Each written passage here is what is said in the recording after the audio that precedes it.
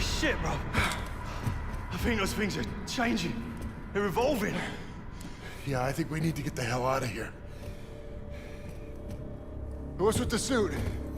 Station got damaged during evacuation. We've got to go outside to access the tram.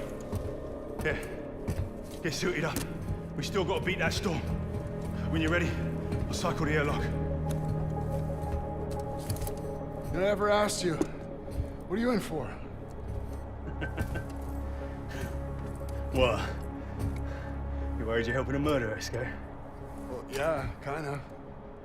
Yo, what is up, guys? Gamerverse back again here to do another review for you guys today, man. Today we are reviewing the Callisto Protocol. Yes, this is a game that came out back in 2022. It's a survival horror game developed by Striking Distance Studios and published by Crafton. It was released for PS4, PS5, PC, Xbox One, and the Xbox Series X on December 2nd, 2022. No, I didn't play this game and I've never touched it, if you guys are wondering that. The time the game was released, I didn't have access to a PC and wasn't able to play it. So I thought, why not play the game now, seeing that it's 2025 and the game is almost 3 years old, basically 4 years old. And yeah, I decided to give the game a go. I finished the story of the game. I finished the DLC as well. I checked out the other modes, what modes the game has, and basically I've been playing the game for like at least a week. So yeah, without further ado, guys, let's get into this. The game did have a rocky launch in 2022, and I think playing it in 2025 matters a lot because the game's been out for a while. Maybe there's a lot of changes, there's been updates, things like that. So I will briefly discuss that as well in the video. But as you guys know how I do my reviews, I add a bunch of topics in the video, and then hopefully by the end of the video you will decide if you do want to play the game, if you want to replay the game, or you may be just checking this video out for the vibes. I appreciate that too. So without further ado, let's get into our first topic. Let's talk story. Okay, how does the narrative hold up today? It is a sci-fi horror experience. You play as Jacob Lee. You play as a pilot, a space pilot, or so to say. Basically, the story starts out, you're flying this spaceship, and then as the game actually starts, you end up in a prison. Somehow you get captured for doing something that you didn't do, and then you end up in a prison called Black Iron Prison. The character depth in the game is actually really good. Like, the emotional investment that I had in the game was really cool. I really wanted to see Jacob's story through, and it felt cinematic a lot, I think, but that's because of the graphics and everything, which I will discuss.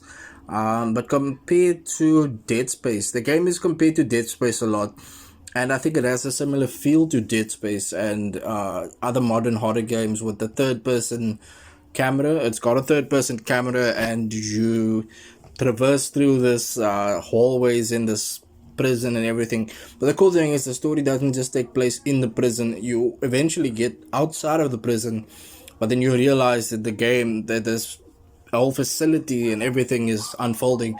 But basically there's a virus that has broken out, and it's up to you to escape. At first it's all about escaping, but as the story continues, you eventually need to find out why this is happening.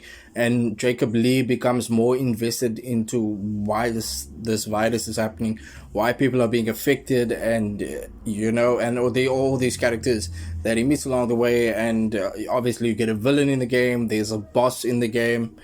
And I would suggest, if once you finish the main story, go ahead and play Final Transmission to get a full overview, because the game ends with the story, but there is a little bit more, because the character that you play with, he doesn't die or anything like that, so your story continues. So I think Final Transmission is the DLC, and the DLC is about 2 hours long, I think.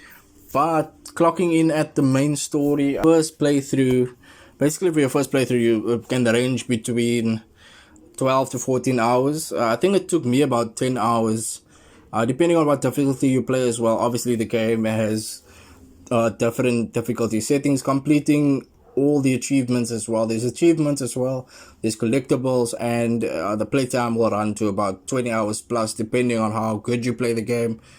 And like I said, the final transmission DLC was about 2 to 3 hours, maybe 1.5, depending on how you play. So yeah, guys, that is the story. The story is very rich, actually. I was surprised at how good the story was, in my opinion. Like, a lot of people say the story of this game isn't that good.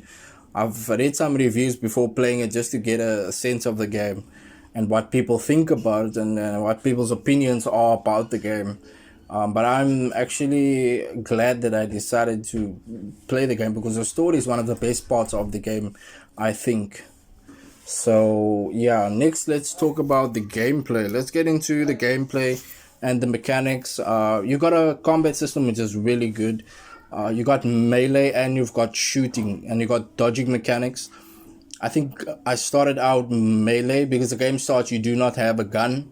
In the beginning of the game, you don't have any weapons. You only have this police baton type of thing, and you use that in the beginning of the game, and you just get to see how you just demolish these creatures. And I think one of the cool things of the melee is you get to really see the damage that you inflict, and it's very realistic in terms of the gameplay mechanics. Like I said, there's dodging mechanics. You get to dodge all of these creatures that you are facing, and of course they are shooting in the game. Is the gameplay fun, or is it repetitive? I would say it is actually fun at times, but obviously you are going to get repetitive enemies throughout the game. But there are different enemy types as well. There are the more bigger enemy types, and then there are the smaller enemy types, and then of course the boss, like the boss fights. I would say the game has at least maybe 4 boss fights, or 3. Is it 4 or 3? I'm not completely sure now again, but I know there is at least 2 boss fights or 3 boss fights, and the enemy variety is good. Like I said, obviously you're gonna face some enemies that you faced before, but since the game has been updated since launch, there's difficulty levels, like I said, and you can make the game more difficult, and the gameplay mechanics in the game is just super fun. I definitely enjoyed shooting these creatures' heads off, and these monsters that are just coming at me. I think it's because I enjoy Dead Space. That's why I enjoyed these gameplay mechanics. So if you're a fan of Dead Space, and then I think you'll definitely enjoy these mechanics, because it's quite similar in terms of the gameplay mechanics for Dead Space, and I think they took a lot of inspiration when it comes to the gameplay mechanics. Next, guys, let's talk about graphics and performance. Let's talk about graphics and performance in the same time. How does it look on Modern Warfare, Modern Hardware? How does it feel next gen? Yeah, the game actually looks really, really good. I was playing the game on high settings and medium. I tested out all of these settings for PC. Obviously, if you're on PS5 or on Xbox, you can't really set these settings, and you it's not PC, so you don't get to like change your settings. But it does look really good on console, but on PC it looks great, because you get to up your settings a little bit more. There's the reflections and stuff, and there's all these lighting settings that you can change around. You can use ray tracing if you want to. I didn't even use ray tracing, but the game looks amazing. As you can see on screen, the lighting and everything looks good. The game has a very dark atmosphere, and I think that is a really good thing in terms of the darkness, and that just adds to the tone of the game. But it also pushes the graphics and the performance in the game. And in terms of performance, FPS, a lot of people say that they received some stuttering in the reviews that I read, but that must have been back when the game launched. But now in 2025, I am happy to say that the game has a solid FPS of 60. I didn't drop below 50 FPS at all. Zero stuttering, and the optimization in this game is super great. Compared to some other games that I've played this year that are so horribly optimized. I'm looking at you, Suicide Squad. That game was just so horrible. But anyways, guys, the game does push the boundaries. Visually, it looks great, actually. And as you can see on screen, all of these different elements in the graphics, and it looks good, and it definitely has aged very well since it released back in 2022. I'm here to say that it looks great in 2025, and the performance is super good.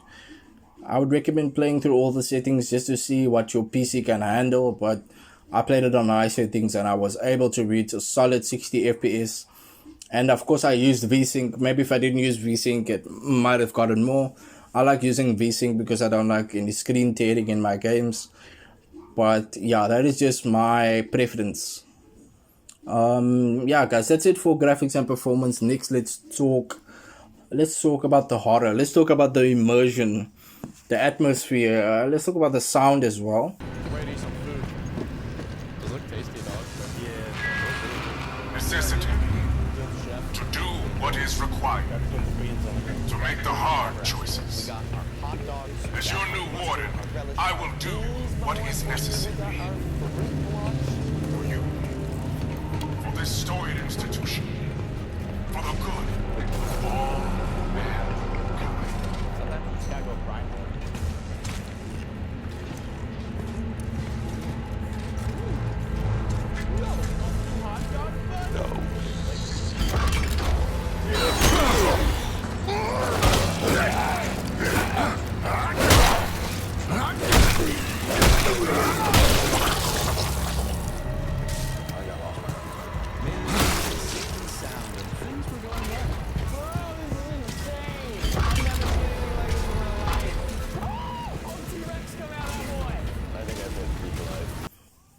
And there are jump scares in the game, so get ready for some amazing jump scares. You might just jump out of your seat.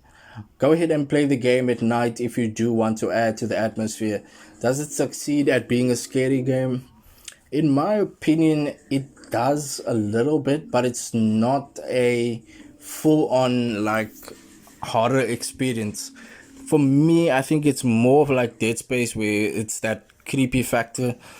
But for me, I think it's more of like a gore factor, and it's more of like a it's impressive, but it's not super scary, in my opinion. There are parts of the game where you would be scared, but in my opinion, I didn't get scared that much. And compared to other modern horror titles in 2025, I don't think it's as scary as it should be, but you will get a couple scares. And they added a lot to the atmosphere and the immersion with the sound design. And sometimes you will be hopping out of your seat, but it isn't that super scary.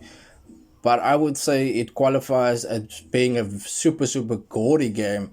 There's a lot of gore in the game, and if you like gore, there's a lot of that. So yeah, next guys, let's talk the replay value. Let's talk replay value. Like I did touch on this a little bit. Yes, there is New Game Plus. With New Game Plus, you get to replay the game, and with all of the things that you unlocked in the previous game, or in your previous game that first playthrough. And then with New Game Plus, you get to have a second playthrough, and you can get all of your gear and all of the guns that you bought in the first playthrough gets immediately put it onto the New Game Plus. There is DLC. Like I said, it's the Final Transmission DLC, which came out, I think it came out a year later after the game's initial release. There is extra content with the DLC Final Transmission, but there is also a mode called the Riot Mode. And with Riot Mode, you get to play, it's quite basic, but I mean, if you are a fan of the game and eventually you decide to keep the game on your hard drive, there is an extra mode, and maybe you just like the game and then you want to keep it on your computer, you don't want to uninstall it, you can go ahead and check out Riot Mode. Riot Mode is pretty cool. You get to go on against waves of these creatures and just take them out. No goal, no objective, just have fun and blast these creatures' head off as much as you want to, because it's like just waves and waves. It's repetitive, yes, but it is an extra mode that they added. So the developers did take the time to add an extra mode, and I would say that's really good that they decided to add extra mode. So yeah, next I want to talk final verdict. Who should play the game in 2025? Is it worth the full price? discount or just skipping, I'll give you guys an honest recommendation for horror fans out there and casual players. The game is definitely recommended for you guys. If you're a horror fan, if you're a fan of Dead Space, I mentioned Dead Space a lot because the game has inspiration drawn from Dead Space. So I think you would enjoy it. Like casual players as well, you would definitely enjoy this game, and I definitely did. Like the story, I think the story is really good. The gameplay is good as well. There are some parts that are repetitive in the game, but not a lot. Not a lot that made me say, no, I don't want to play the game. Like I finished the game and then I decided to play the DLC as well. So I would say at the moment it's not even full price. I mean, the game has been released 3 years ago. I'm sure you can get it on a discount depending if you're on Steam. I think it's on Steam. And I'm sure you can get it on the Xbox store as well for a discount, seeing that the game has been out for almost 3-4 years. So yeah, guys, that is my review for the Callisto Protocol, and I will give the game a final score as well. So for the final score, I think this game is a solid 7 out of 10. A solid 7 out of 10 for the Callisto Protocol in 2025. Reviewing it in 2025. I played the whole game, and this is my final score. And I appreciate you guys for checking out this video. If you had fun, let me know in the comment section below. And if you are new around here, go ahead and click that subscribe button below. I really appreciate it, building my channel, my YouTube channel, and I appreciate you guys subscribing. I appreciate your comments as well. Go ahead and like the video. And of course, I've been Gamerverse, and I will see you guys in another video.